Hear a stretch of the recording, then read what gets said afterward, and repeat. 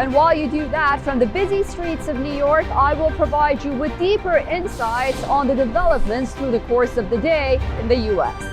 And I will be here at the WION headquarters, getting you all the action from the universe of sport. All that you need to know about your favorite teams and players right here. The show that keeps you ahead of the global curve. A conversation you'd want to be a part of. A place where news becomes an engaging exchange. We bring you stories that impact your present. This is World DNA. Join the conversation.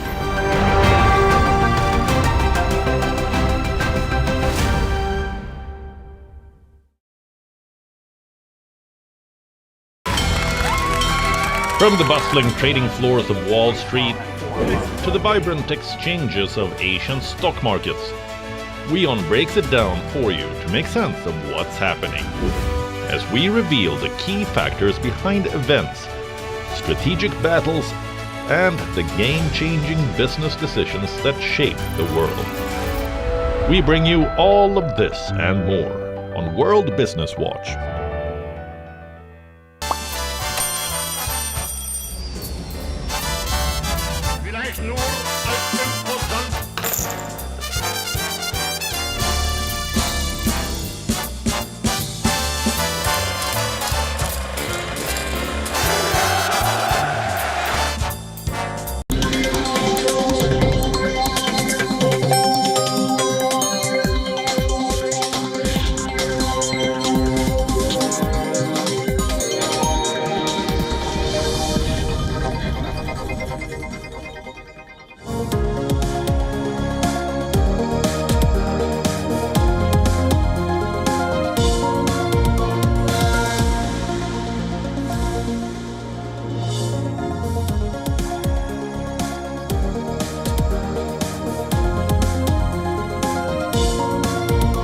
Hi, thanks for staying with us on WION World is One. I'm Isha Hanspal. I'll look at the headlines first up.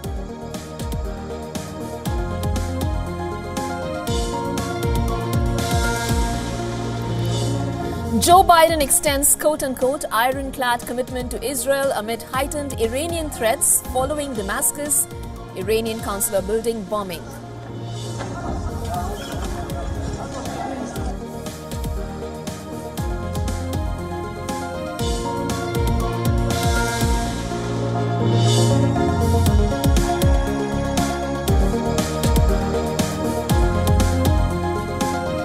Russia's foreign ministry urges citizens to refrain from traveling to the West Asia, especially to Israel, Lebanon and Palestinian territories.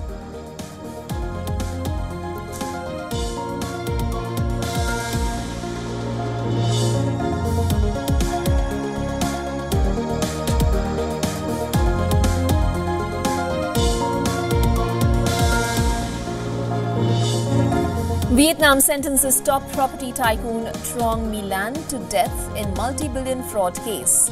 Convict also ordered to pay back estimated $27 billion in damages.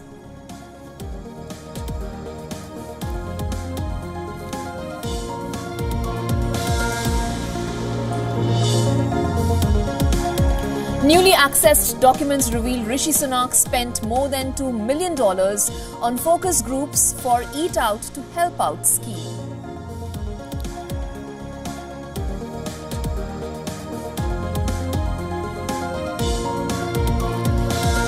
The police and the fire department personnel conduct rescue operations after tornado leaves trail of wreckage through Louisiana's Slidell City.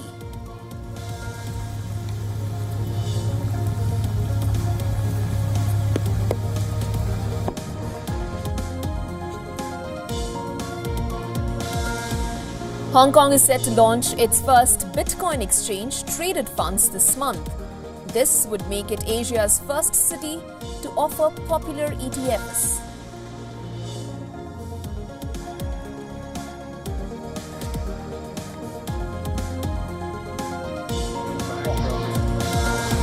Barcelona used their super subs to take control of the Champions League quarter-final tie. The Spanish Giants rally to beat hosts PSG 3-2 in the first leg. What a finish. Puts his name into the argument again in favour of Barcelona. 2 minutes has been the end. Oh, the flips it in now and headed in.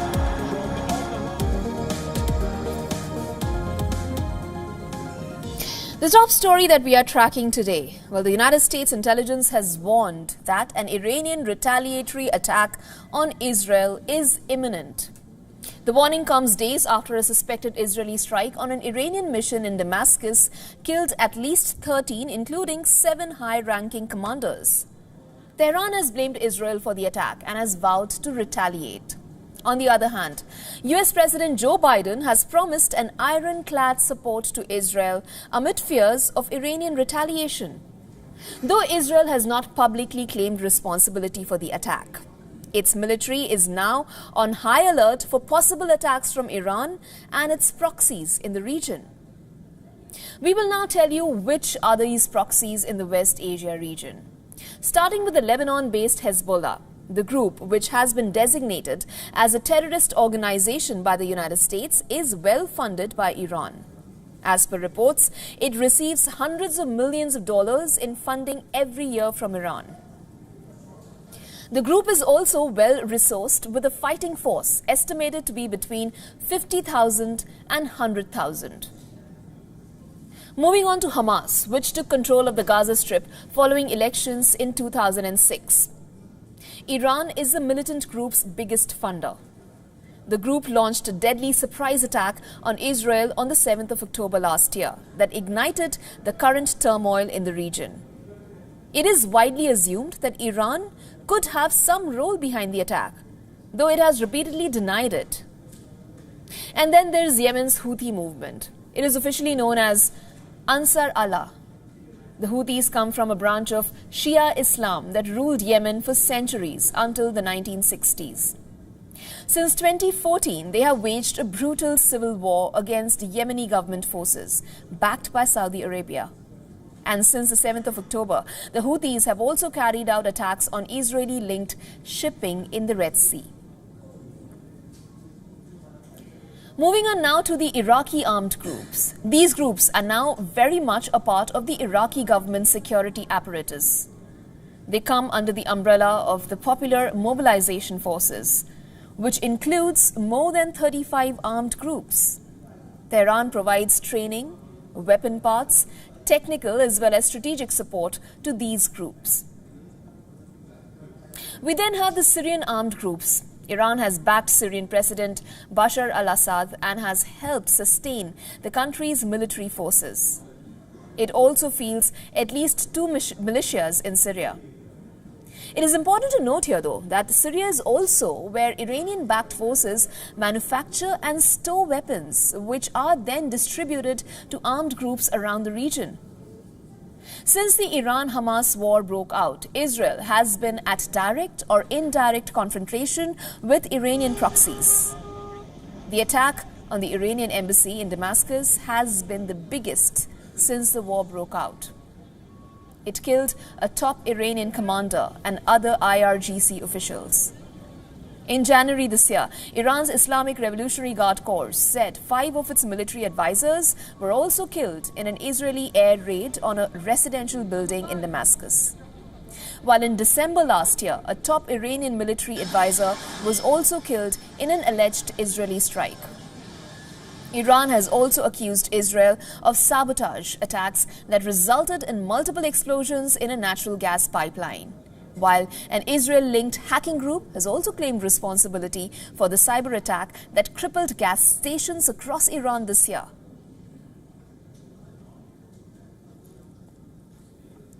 Amid the escalating tensions, Iran has given multiple warnings to Israel of a possible retaliation.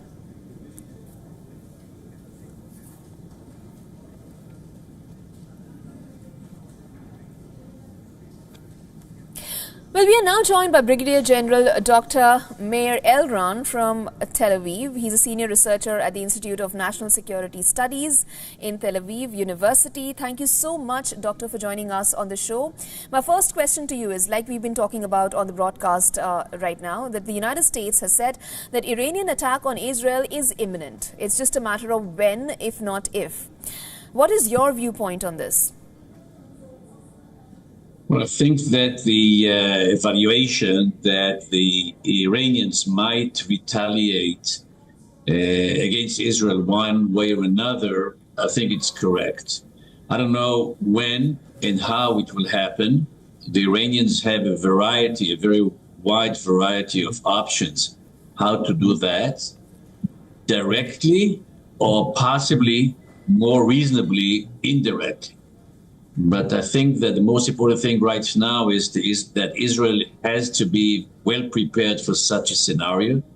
I think that Israel has the capacity to defend itself from this eventuality, which will be very, very grave if it materializes, and especially if it brings major damage to the Israeli installations or population. So we are, as a country, we are prepared for that. We know how to deal with that. And we certainly hope that it would not be a grave mistake on the part of the Iranians in such a way as to bring a major, broad confrontation in the Middle East beyond what we have right now in the Gaza Strip. Dr. Elran, while you did partly answer a part of my next question, I was going to ask you, what do you suppose the attack is going to be like? Is it going to be a direct one or an indirect one? Well, as history has told us that Iran usually attacks indirectly. What is your viewpoint on this? Why do you think this is Iran's strategy? Well, I think that Iran has good reasons to refrain from direct hit against Israel. They have also quite a few options to do it indirectly. Where they have proxies, armed proxies all over the Middle East, as you suggested beforehand, both from the south by the Houthis, in the east from their militias, sponsored groups in Iraq.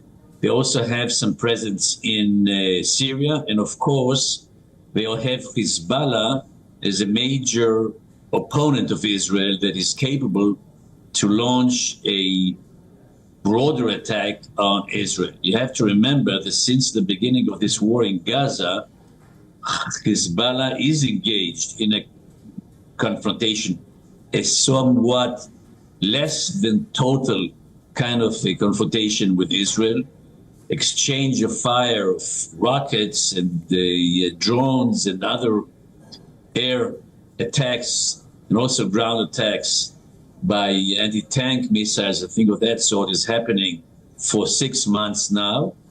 So I think that it would be reasonable to expect that they would go for an indirect response. But at the same time, I must stress that, to my understanding, the most important thing for Israel right now is to be prepared for a direct hit by the Iranians from Iran itself towards Israel. This will, of course, necessitate a major effort, defensive effort on our part. And then, based on the assessment of the damages, if there are any major damages, of course, the big question is how Israel will respond.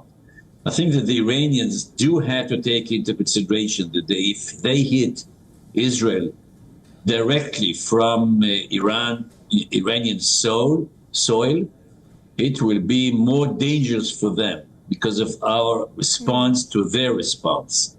So this is a very calculated a very risky kind of a calculation, and I don't have a way to know or even to guess what their preferred option will be.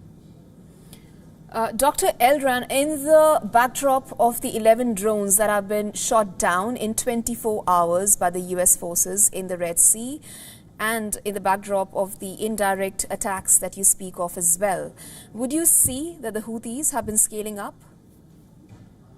Well, I want to say, to answer your question in a more broad manner, you have to understand that we are not the only country that is standing against the Iranian aggression in the Middle East.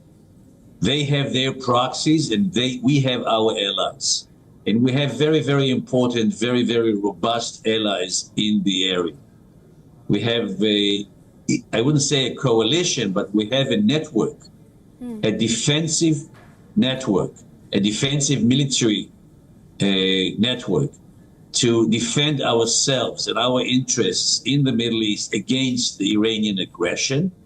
Just today, the chief commander of the Central Command of the United States military is visiting Israel for coordination of the response to any kind of an Iranian threat. So the picture is much broader. So there are the Houthis, there are the other proxy militias, there are the Hezbollah, they are all there.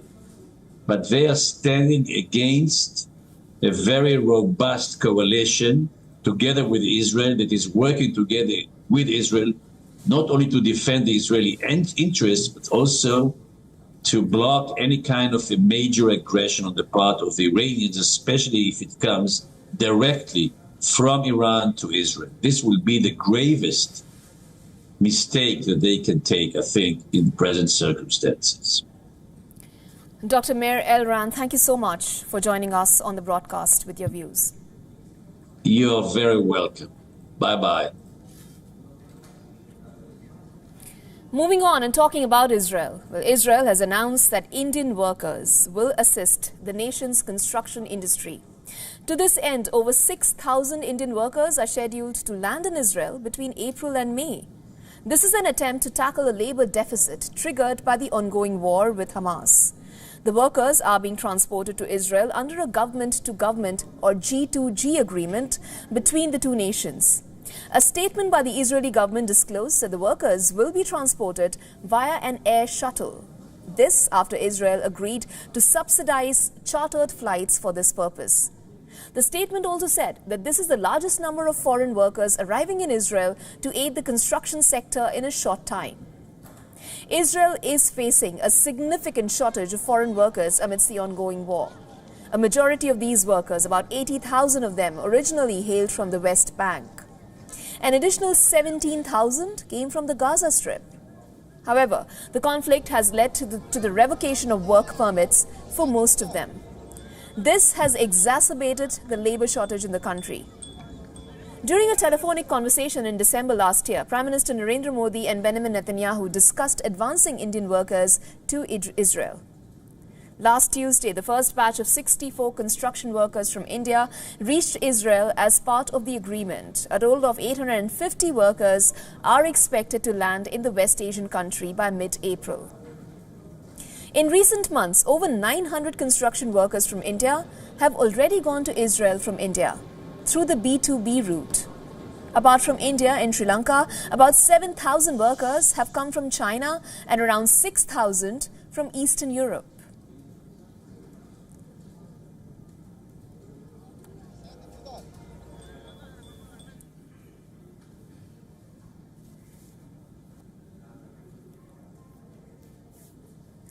In India, the Karnataka High Court has quashed a notification by Centre which effectively bans 23 dog breeds. The order bans the import, breeding and selling of breeds that are deemed quote-unquote ferocious. The Karnataka High Court held that none of the stakeholders chalked out by the Delhi High Court were consulted before issuing the notification. Justice M. Nagaprasanna said that the ban was not in accordance with the Prevention of Cruelty to Animals Act. The committee added that the circular issued by Centre surpassed animal birth control rules, which it stated was reason enough to nullify the notification. The court later went on to rule the notification as illegal over its inconsistency with the existing rules.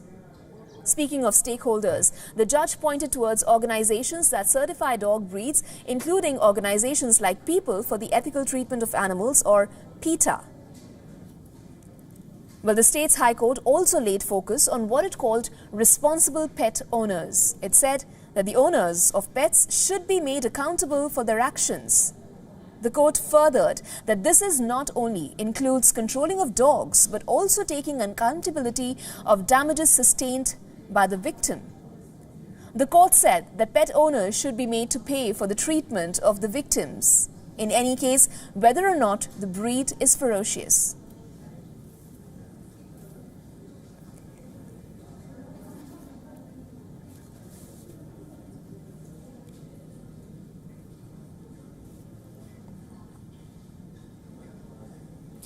Over some news from the world of technology now. When we think of a smartphone company that provides the best security and privacy, most of us think of Apple.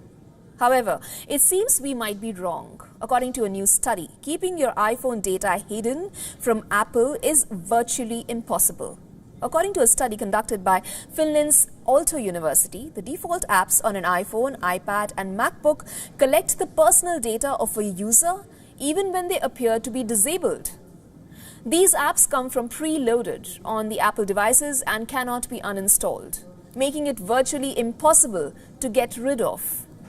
Researchers claim that Apple deliberately designed the apps in a manner that confuses the users. Now let's put this into perspective. As you might know, Apple users are initially given the option to enable or disable Siri, Apple's virtual assistant. Even if a user chooses to disable Siri, the app will continue to collect data in the background. Researchers claim that protecting user privacy on an Apple device would require expert knowledge and persistence. As of now, it is not clear what Apple does with the collected data. However, experts believe it is to mainly train the AI behind Siri and to provide personalized experiences.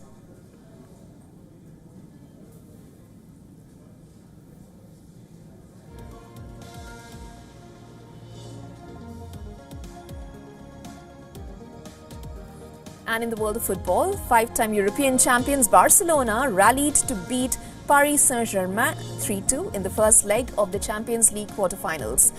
Brazil forward Rafinha led the charge for the Catalan Giants in Paris, with Xavi Hernandez's super subs turning the match around in the second half. Take a look at this, and with that we also come to the end of this broadcast. Bye.